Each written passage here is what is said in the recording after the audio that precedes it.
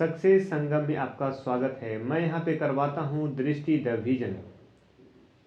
Bihar 67वीं BPSC प्रारंभिक परीक्षा को ध्यान में रखते हुए यह टेस्ट सीरीज आपको कराई जा रही है। टेस्ट संख्या यह 4 है और इसके पहले टेस्ट नंबर 3 तक हो चुका है। चलिए स्टार्ट करते हैं। यहाँ पे आप देख सकते हैं दृष्टि द विजन का ये टेस्ट सीरीज है। Test code 2101, question booklet series D है। चलिए स्टार्ट करते हैं 1 से। वर्ष 2021 में भारत की जनगणना के बारे में निम्नलिखित कथनों में से कौन सा सही है? इसमें थर्ड जेंडर का विकल्प सम्मिलित होगा। इसके अंतर्गत मोबाइल के द्वारा डाटा को संग्रह किया जाएगा। इसे 22 भाषाओं में संचालित किया जाएगा। इसे संपूर्ण भारत में संचालित किया जाएगा। उपरोक्त में से कोई नहीं है, फिर 1 से अधिक। तो ये आपका 1 से अधिक होगा। आंसर आपका डी, सॉरी ई। इसका चलिए विस्तार देखते हैं।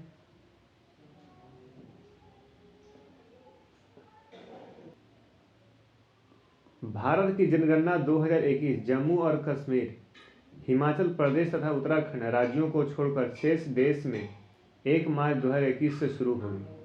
जनगणना शुरू हो चुकी है। 1 मार्च 2021 से शुरू हो चुकी है 2021 की जनगणना। यह जनगणना 8वीं अनुसूची में शामिल 22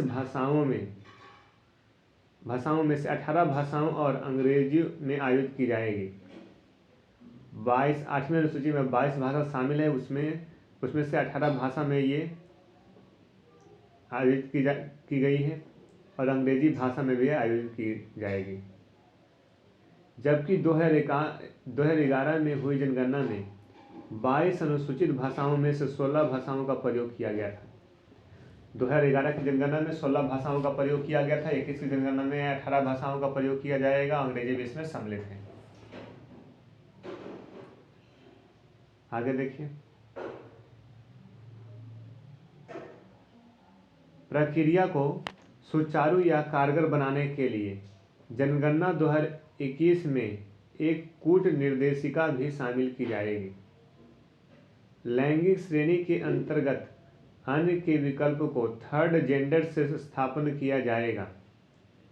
जनगणना 2011 में अन्य श्रेणी के अंतर्गत 5 लाख लोग शामिल थे। अन्य श्रेणी यानी थर्ड जेंडर में 5 लाख लोग शामिल थे और अन्य श्रेणी के विकल्प के रूप में थर्ड जेंडर की बात की जा रही है। ये आपका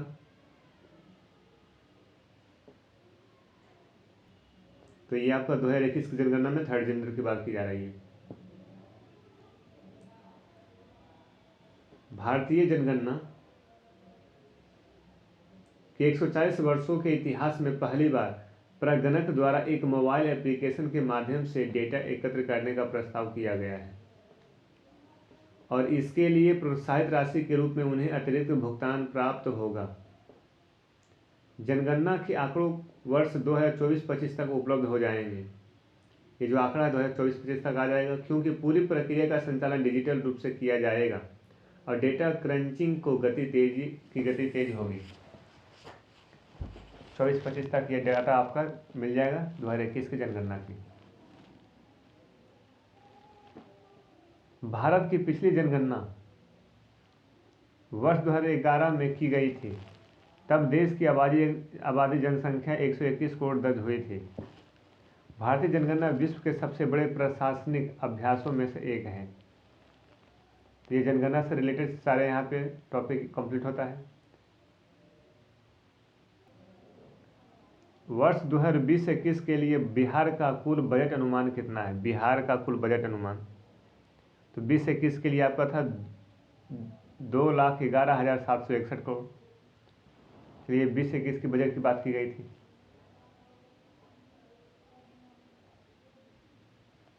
बिहार सरकार किस वर्ष तक राज्य के शेष घरों में नल कनेक्शन प्रदान करने की योजना बना रही है?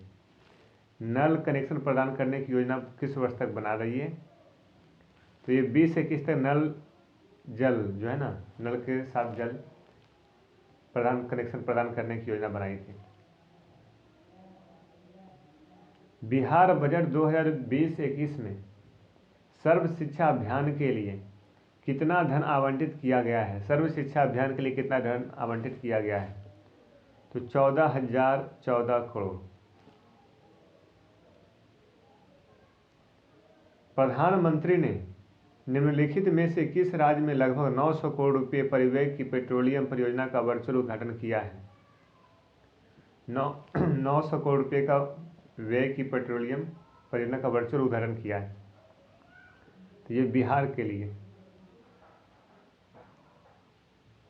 बिहार में विधवाओं के लिए लक्ष्मीबाई सामाजिक सुरक्षा पेंशन योजना क्रियान्वित की जा रही है।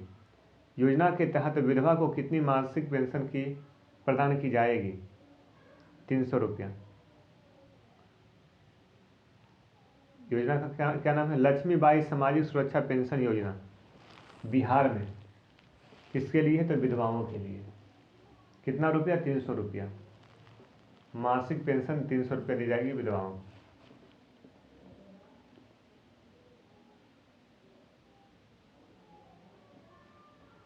निम्नलिखित में से कौन वैश्विक नवाचार सूचकांक प्रकाशित करता है?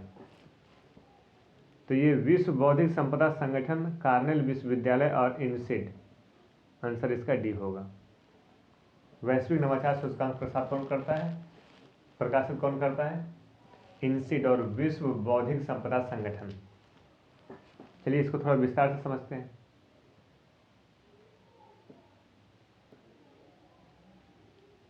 वैश्विक नवाचार सूचकांक विश्व बौद्धिक संपदा संगठन, वर्ल्ड इंटेलेक्चुअल प्रॉपर्टी ऑर्गेनाइजेशन, विपो, कार्नेल विश्वविद्यालय और इनसीड द्वारा प्रकाशित किया जाता है। ठीक है। वैश्विक नवाचार सूचकांक 2020 में भारत का 48वें स्थान पर है, 2019 में 52वें स्थान पर था। नीदरलैंड, स्वीडन, संयुक्त राज्य अमेरिका, ब्रिटेन और नीदरलैंड इसमें शीर्ष 5 देश बताए गए हैं। सूचकांक में 80 संकेतक शामिल हैं। इसमें राजनीतिक, वातावरण, शिक्षा, आधारभूत संरचना, व्यावसायिक परिष्करण सहित नवाचार के व्यापक दृष्टिकोण की खोज करते हैं।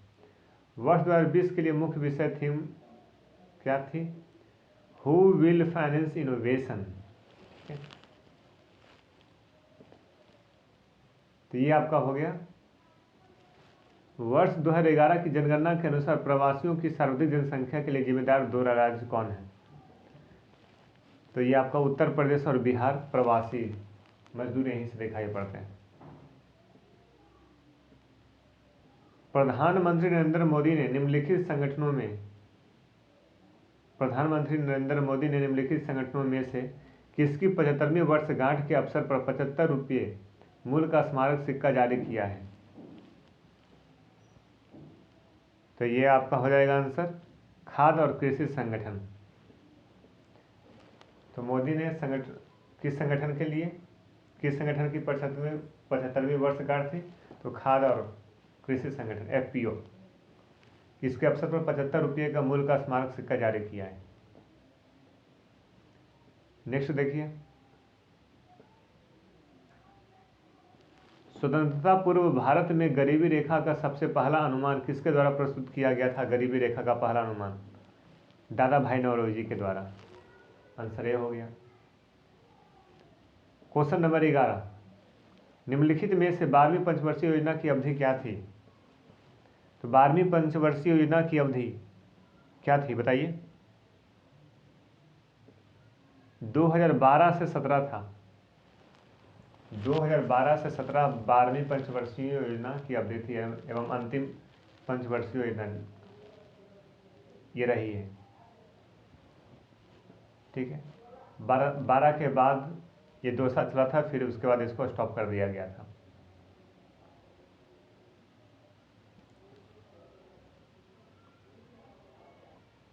देखिए इसका विस्तार।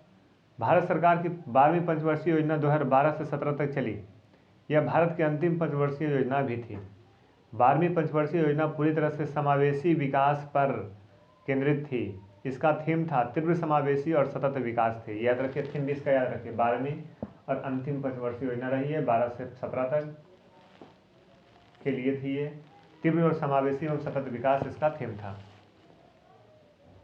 चलिए स्टार्ट करते हैं अब क्वेश्चन नंबर 12। 2011 की जनगणना के अनुसार बिहार में सर्वाधिक जनसंख्या वृद्धि दर वाला जिला कौन सा है? सर्वाधिक जनसंख्या वृद्धि कौन की है? मधेपुरा। ठीक है, मधेपुरा सर्वाधिक जनसंख्या वृद्धि दर। इसका विस्तार देख लीजिए। जनगणना 2011 के अनुसार मधेपुरा जिले ने बिहार में सर्वाधिक जनसंख्या वृद्धि दर की है। जनगणना 2011 के अनुसार सर्वाधिक जनसंख्या वृद्धि दर करने वाले बिहार के 3 जिलों का उल्लेख की गई है। कौन कौन सा 3 जिला है? तो ये मधेपुरा है, किशनगंज है और अररिया है। मधेपुरा देखिए 31.12% का वृद्धि, किशनगंज 30.40, अररिया 30.25। तो सर्वाधिक वृद्धि कौन किया है? मधेपुरा। आगे देखिए, 2011 की जनगणना के अनुसार बिहार की कुल जनसंख्या वृद्धि दर 25.42% रही है। बिहार का कुल मिलाकर देखिए जनसंख्या वृद्धि दर तो 25.42% रही है 2011 की जनगणना के अनुसार। 24-25 में 2021 का जनगणना का रिपोर्ट आएगा, उसके बाद 2011 का प्रश्न आना बंद होगा, लेकिन अभी आपका 2011 पर ही प्रश्न आएगा एग्जाम में। पिछले कई दशकों से राज्य में जनसंख्या वृद्धि का पैटर्न बदल रहा है।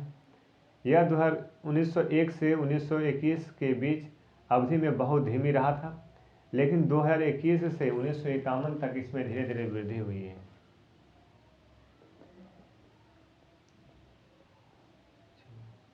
अब अगला क्वेश्चन है, क्वेश्चन नंबर 13 देखिए। ई कॉमर्स कंपनी फ्लिपकार्ट ने भारत के किस राज्य में एक जनपद एक उत्पाद योजना के लिए समझौता ज्ञापन पर हस्ताक्षर किए हैं? तो ये उत्तर प्रदेश राज्य के साथ ई कॉमर्स कंपनी जिसका नाम फ्लिपकार्ट है, उसने एक जनपद और एक उत्पाद योजना के लिए हस्ताक्षर किया है। निम्नलिखित में से किसने वित्तीय समावेशन हेतु राष्ट्रीय रणनीति NSFI की शुरुआत की है? किसने किया है? तो भारतीय रिजर्व बैंक RBI ने किया है। वित्तीय समावेशन के लिए राष्ट्रीय रणनीति NSFI की शुरुआत किसने की है? भारतीय रिजर्व बैंक RBI ने की है, याद रखिए। आयुष्मान भारत किस नीति के तहत प्रधानमंत्री द्वारा शुरू की गई एक राष्ट्रीय पहल है? आयुष्मान भारत की शुरुआत किसने की है? तो ये राष्ट्रीय स्वास्थ्य नीति ने किया है आयुष्मान भारत।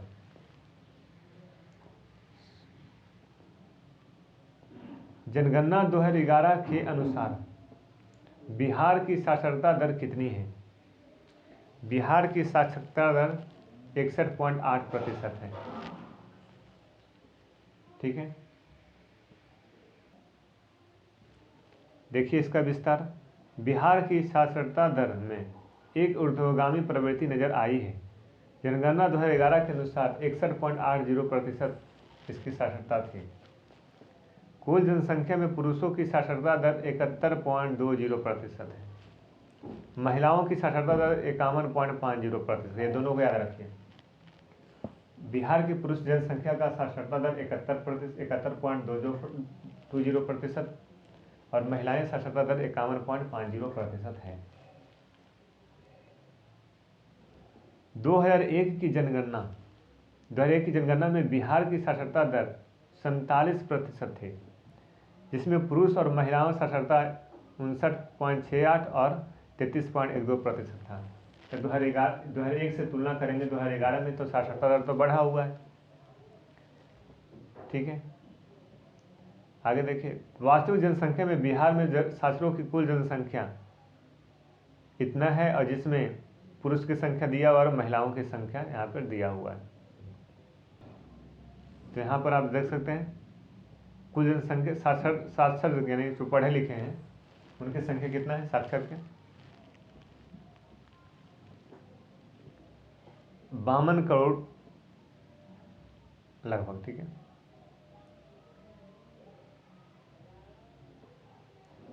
ये 5 करोड़ है।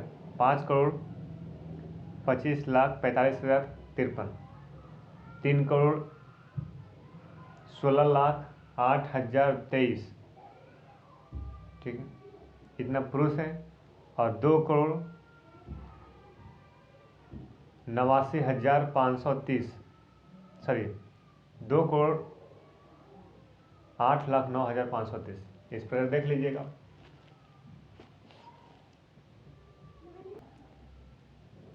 क्वेश्चन नंबर 17 देखिए, निम्नलिखित में से कौन ऑपरेशन ट्विस्ट का सर्वोत्कृष्ट वर्णन करता है?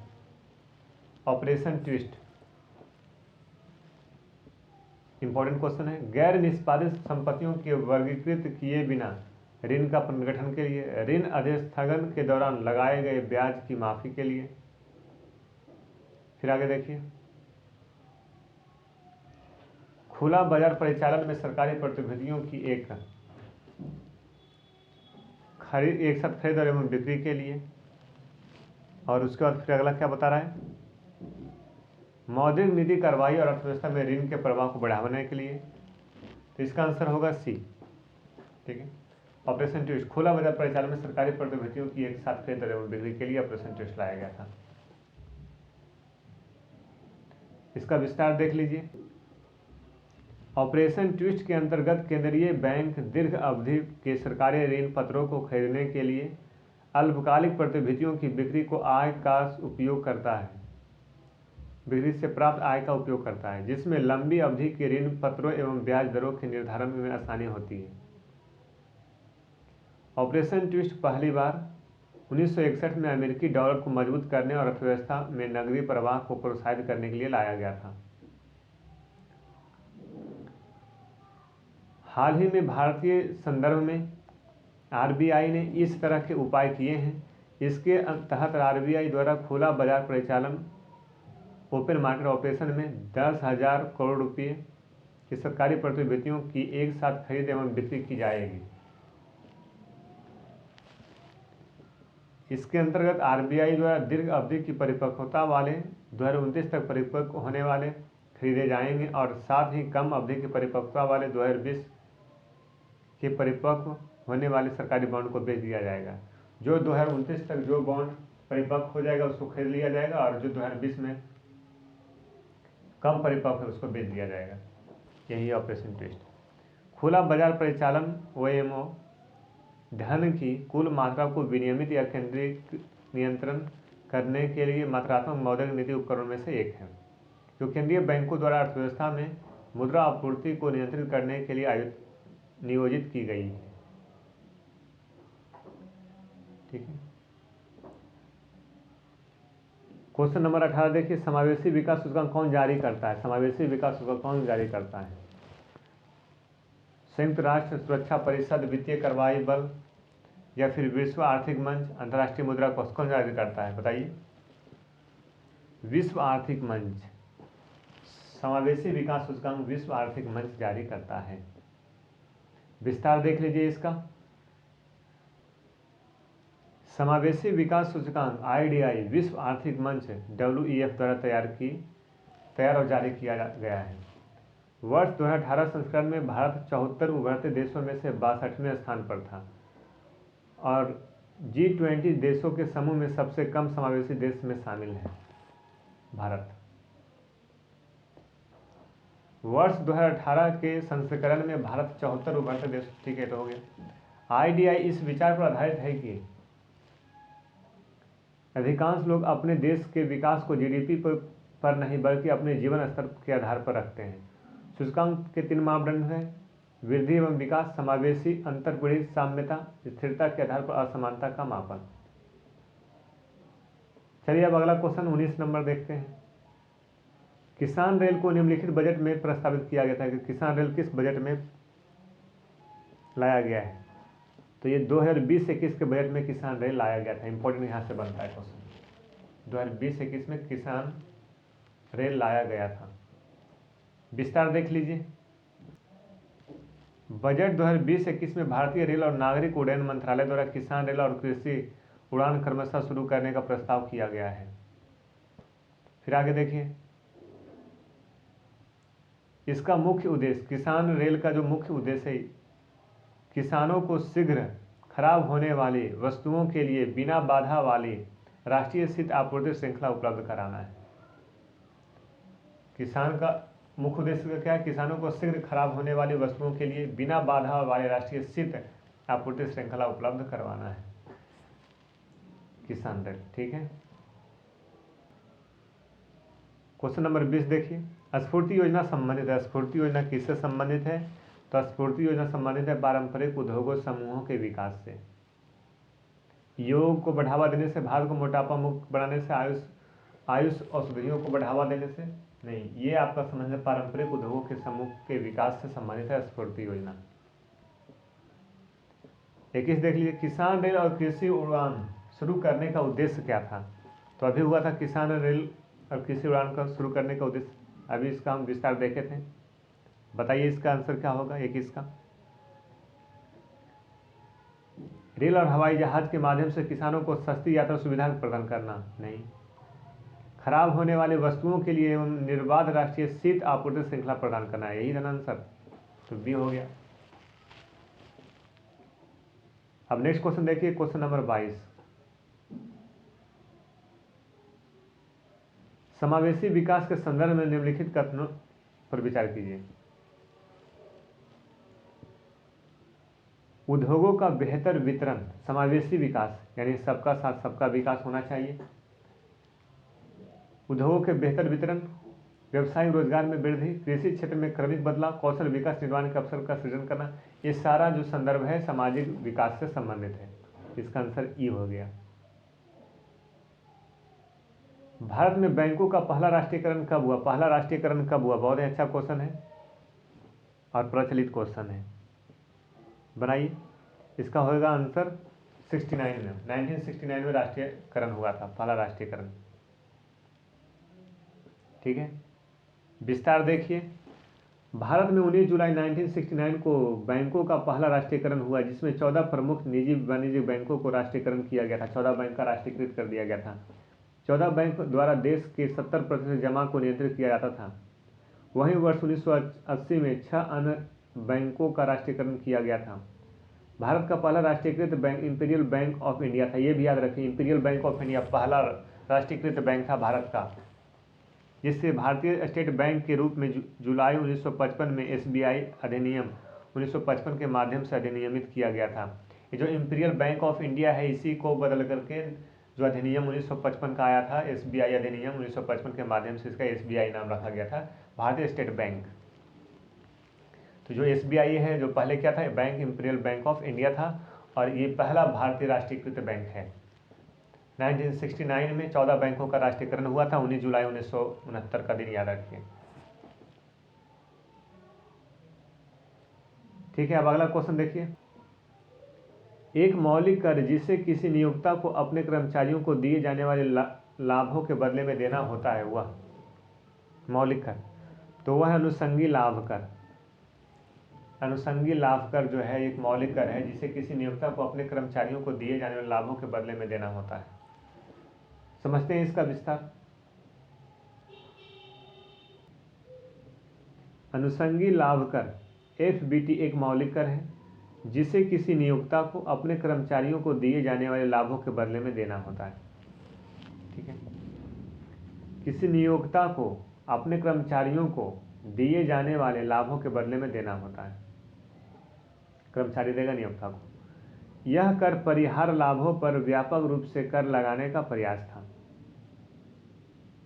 लाभों की सूची में विशेषाधिकारों, सेवाओं और सुविधाओं की एक विस्तृत श्रृंखला शामिल है, जो प्रत्यक्ष या अप्रत्यक्ष रूप से एक नियोक्ता द्वारा वर्तमान या पूर्व कर्मचारियों को दी गई, और इसमें टेलीफोन प्रतिपूर्ति, मुफ्त रियायती टिकट या नियोक्ता द्वारा सेवा निवृत्ति फंड में योगदान जैसी सुविधाएं भी शामिल हो सकती है। अनुषंगी लाभ कर को वर्ष 2005 में के वित्त विधेयक के एक भाग के रूप में पेश किया गया था, और अधिभार एवं शिक्षा उपकर के भुगतान के अलावा कंपनी द्वारा दिए गए लाभों की लागत का 30% एफबीटी निर्धारित किया था। कंपनी की आय कर देता हो या न हो, नियोक्ता को आय कर के अलावा इस कर का भुगतान करना आवश्यक है। यानी कि जो कंपनी का मालिक है वो इस कर को भुगतान करना उसको आवश्यक है। ठीक है, FBT। नेक्स्ट क्वेश्चन है, निम्नलिखित में से कौन सी योजना भारत में एकीकृत बायो इथेनॉल परियोजना को वित्तीय सहायता प्रदान करेगी? भारत में एकीकृत बायो इथेनॉल परियोजना को कौन वित्तीय सहायता प्रदान करेगा? जीवन पहल, उज्ज्वला, वन शक्ति। तो ये जीवन जो है, जीवन ये एकीकृत बायो इथेनॉल परियोजना को वित्तीय सहायता प्रदान करेगा। जीवन भी एक योजना है। चलिए समझते हैं इसका विस्तार से। तो जीवन याद रखिए केवल। 26 नंबर देखिए, निम्नलिखित युगों में से कौन सा सुमेलित है? कौन सा सुमेलित है? Question number 26। अति मुद्रास्फीति, मूल स्तर में समान तथा तीव्र वृद्धि। अवस्फीति, मूल मुद्रास्फीति के मूल में अत्यंत कमी। सही है, ये भी सही है। अवस्फीति के प्रभाव को रोकने के लिए एक नीति। अवरुद्धमान्यतास्फीति, धीमी गति से आर्थिक विकास या अपेक्षाकृत विकास और उच्च बेरोजगारी के साथ मुद्रास्फीति में वृद्धि। तो इसका यह सब सारा सम्मिलित है। तो क्वेश्चन इसका आंसर क्या हो गया? ई। आंसर इसका ई हो गया। ठीक है, यहाँ तक आप स्क्रीनशॉट ले लीजिए। ये थोड़ा इंपॉर्टेंट यहाँ से बन सकता है, क्वेश्चन पूछने की संभावना यहाँ पे ज़्यादा रहेगी। ये पूरा का आप स्क्रीनशॉट ले सकते हैं यहाँ से। ठीक है, नेक्स्ट क्वेश्चन देखिए, क्वेश्चन नंबर 7। निम्नलिखित में से कौन सी वस्तु एवं सेवा कर परिषद के प्रमुख हैं? तो GST जो है वस्तु एवं सेवा कर के परिषद का प्रमुख कौन है? तो वित्त मंत्री होते हैं, केंद्रीय वित्त मंत्री। 28 हो गया। 28 देखिए अब, निम्नलिखित में से कौन भारतीय रिजर्व बैंक का कार्य नहीं है? RBI का कार्य नहीं है। अंतिम ऋणदाता बैंक है। ठीक है, अंतर्राष्ट्रीय मुद्रा कोष में भारत सरकार का एजेंट के रूप में कार्य करता। सही है। रुपये की विनिमय दर को स्थिर करना, ये भी सही है। प्रतिभूति बाजार का नियामक है। ये डी वाला गलत है, इसका आंसर क्या होगा? डी। एक बार इसको अच्छे से समझ लीजिए। भारतीय रिजर्व बैंक RBI भारत का केंद्रीय बैंक है। RBI के विभिन्न कार्य है, इसका कार्य देख लीजिए, इंपॉर्टेंट है यहाँ से।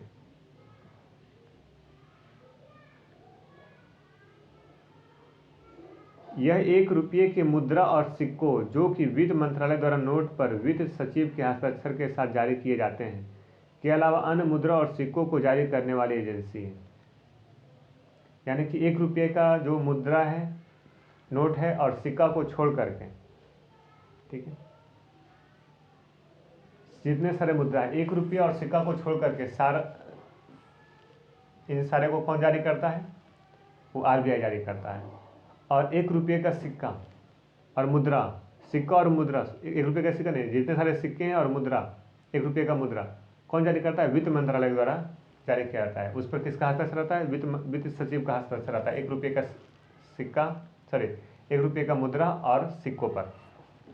आगे देखिए, भारत सरकार द्वारा जारी मुद्रा और सिक्कों के लिए वितरण एजेंट है। सरकार का बैंकर है। बैंक अंतिम ऋणदाता है। अर्थव्यवस्था के लिए ऋण और मौद्रिक नीति की घोषणा करता है। मुद्रास्फीति की दर को स्थिर और लक्षित करता है। रुपये की विनियमन दर को स्थिर करता है। केंद्रीय मुद्रा भंडार का रक्षक माना जाता है। अंतर्राष्ट्रीय मुद्रा कोष में भारत सरकार का एजेंट है। विभिन्न प्रकार के विकासात्मक और प्रचार कार्यों को करना जिसके तहत उसे IBDBI, CDB, नाबार्ड, NHB इत्यादि संस्थानों की स्थापना की है। प्रतिभूति बाजार को भारतीय प्रतिभूति और विनिमय बोर्ड सेबी द्वारा विनियमित किया जाता है। यहाँ पर ध्यान रखिए, प्रतिभूति जो बाजार है उसको भारतीय प्रतिभूति और विनिमय बोर्ड सेबी द्वारा विनियमन किया जाता है, न कि RBI के द्वारा। इसको प्रतिभूति जो है, सिक्योरिटी मार्केट जो है, इसको कौन रेगुलेट करता है? सेबी। तो यहाँ पर आंसर आपका डी हो जाएगा। ये सेबी के द्वारा रेगुलेट किया जाता है, बाकी ये जो 3 है ये RBI के द्वारा।